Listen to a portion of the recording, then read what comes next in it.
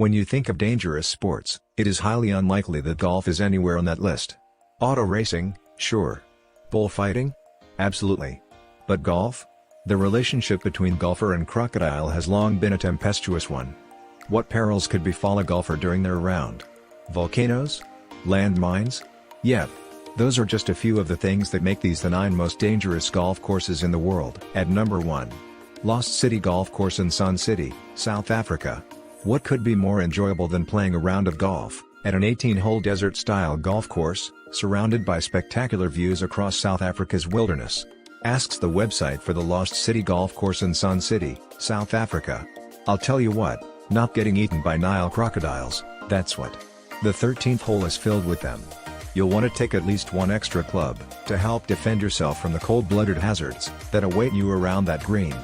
But hey, like your caddy or your mother, I can only make suggestions. Here is the gameplay from the course. Why the 13th? I don't know.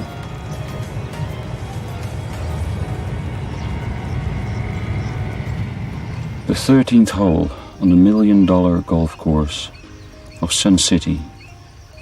There is a little water in front of the green, but it's quite steep, and I heard something that's hard to hit your ball from there.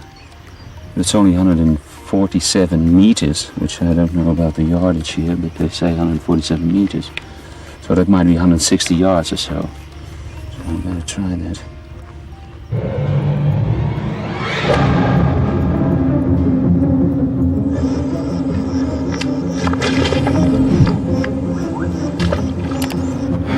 No practice swing. I don't know. It might be in, it might be in the bunker. I couldn't see it. That's my ball there. Yes. Yeah, but he's not real. You can do. Don't we have a little? You give me a hand here. I can maybe grab the ball. Yeah. Thank you. Okay. Yeah. Okay. If you, I might.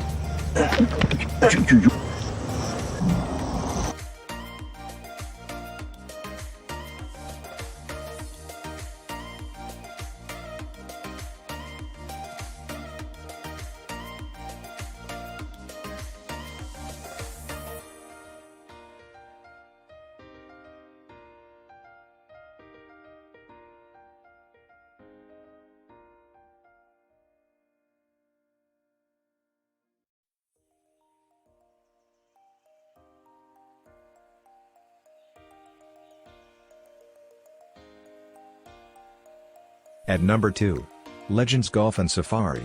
Known as the toughest par 3 in the world, the 19th hole at Legends Golf and Safari Resort, in South Africa is also pretty dangerous.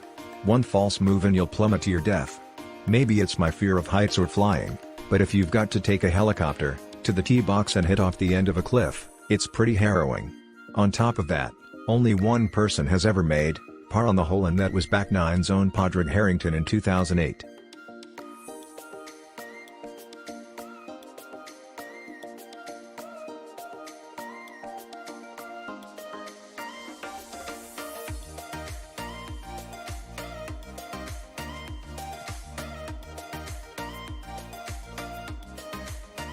Here is the gameplay from the course.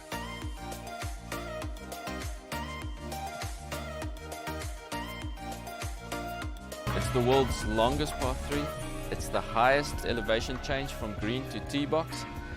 It's 400 meters above the tee. It's 400 meters long. You need to hit the ball about 260, 270 meters to pitch the green because of the elevation. It's a proper golf hole, perfect bent grass green. It's just an unbelievable experience. The star quality of the Extreme 19 lies in the altitude of its tee box. Guests are helicoptered up to the peak of the mountain where the unique golfing challenge begins. So it's the only place in the world where you can decide whether you want to use a golf cart, you want to walk, or you want to fly to the tee box. So the Extreme 19, obviously the only way to get up there is with a helicopter, and you get an unbelievable helicopter flight when you play the hole. Because of the height of the tee, a drive takes almost 30 seconds to land. 4 separate cameras follow the shots, and golfers are given 6 balls complete with tracking chips. But where did an innovation like this come from in the beginning?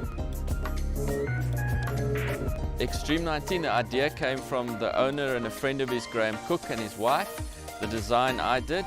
The green is based on the map of Africa, and that's just to highlight and to signify the African Renaissance and the changes that are happening in Africa.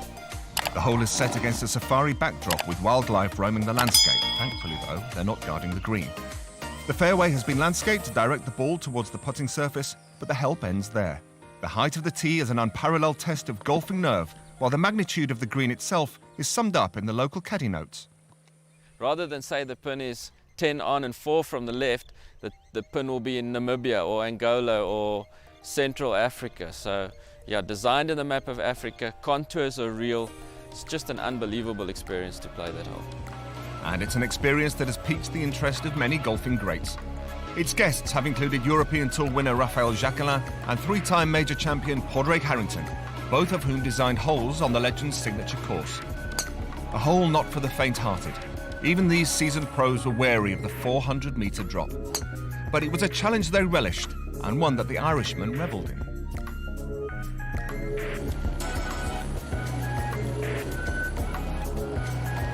While Jacquelin put his tee shot on the putting surface, it was this up and down from the bunker just off the coast of Senegal that meant Harrington became the first man to par the Extreme 19.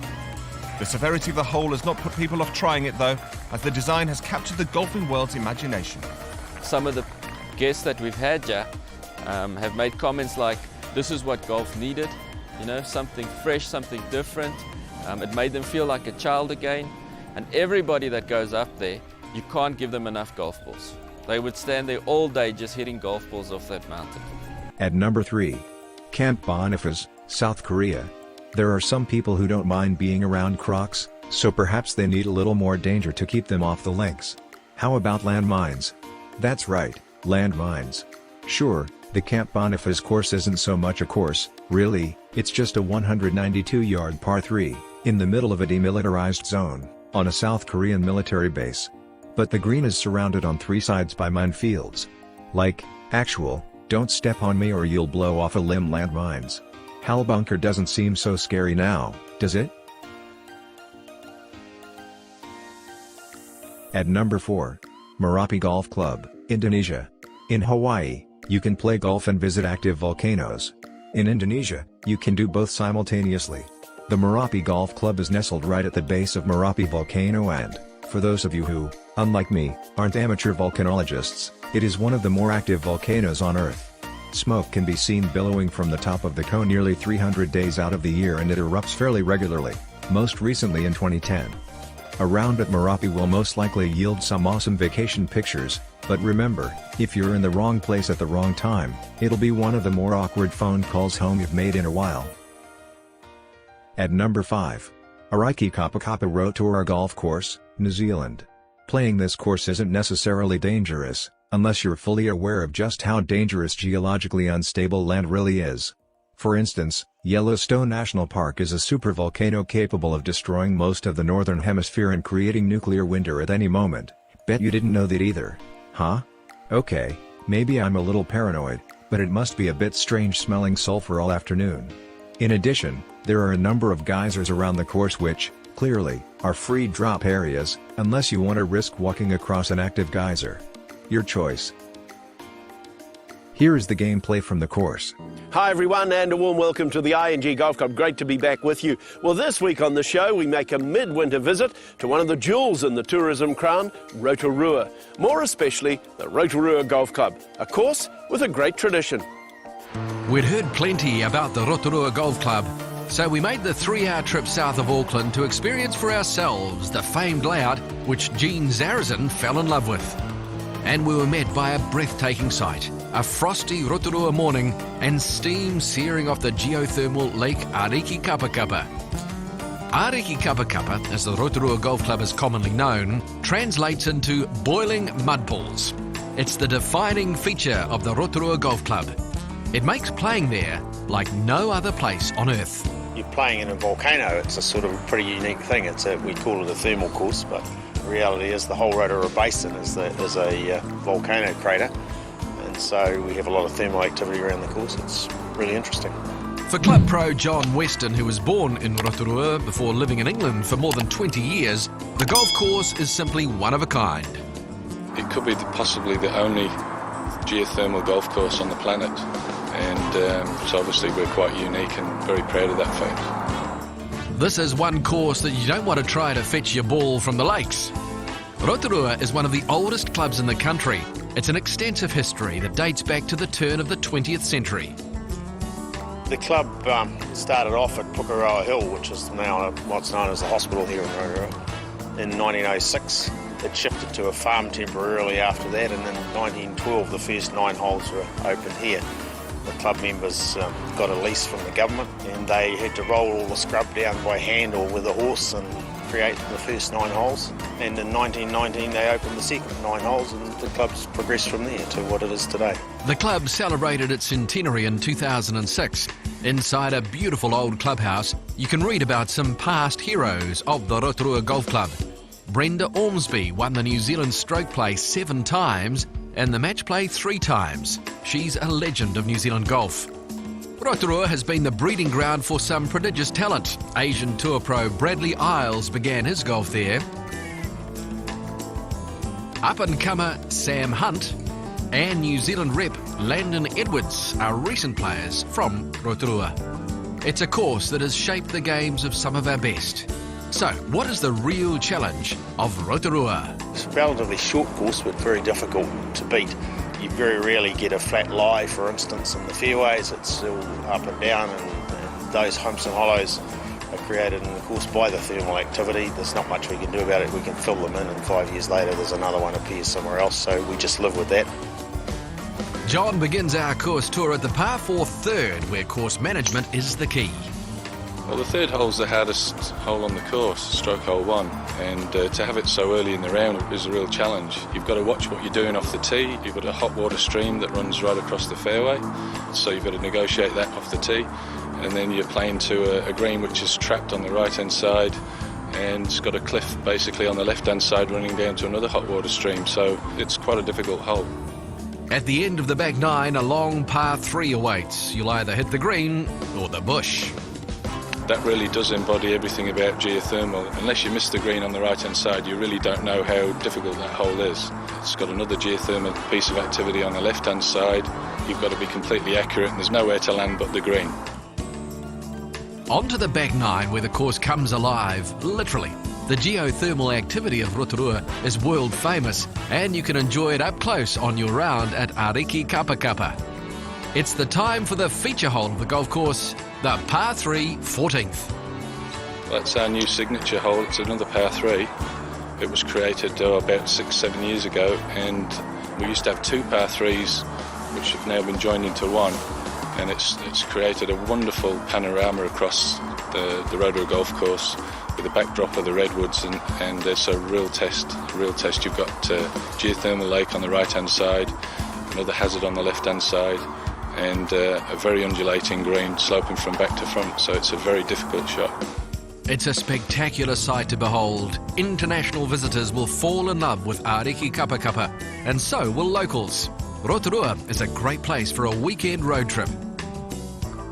Up next, the geothermal activity comes into play again at the par 4 15th. Again, wonderful panorama across the hot steaming lake, and obviously a hazard there on the right hand side, another geothermal hazard on the left hand side, bunkered at the front of the green, another difficult hole.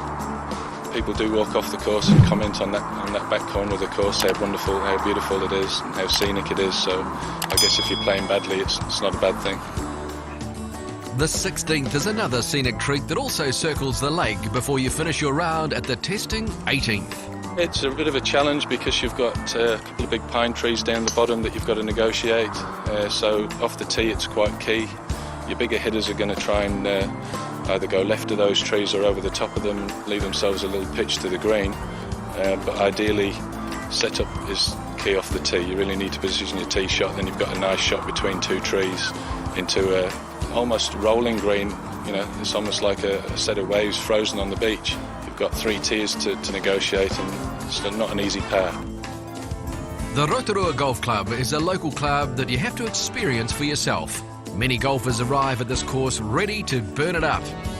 They think it's a bit of a pushover when they look at the yardage, and some famous players have played here over the years and have been humbled too when they've played. If you can break par here, you've played a super round of golf.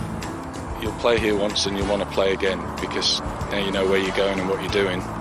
You'll have a lot more insight into how to play the course. It stands alone for its unique nature of coming across geothermal activity at every turn on the course. But it's also a great test of golf and has a distinct natural history and club history, and that's sure to continue.